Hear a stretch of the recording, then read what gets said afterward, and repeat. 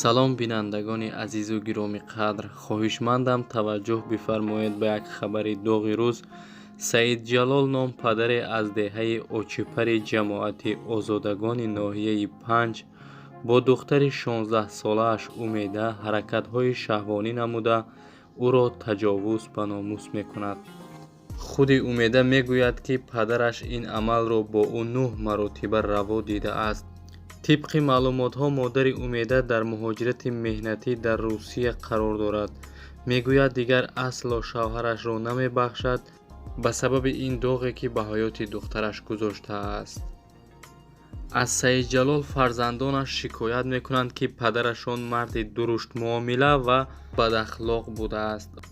ҳамеша фарзандонашро бо алфози қабеҳ дашно медодааст ва аз маводҳои мухаддир истифода мебурдааст.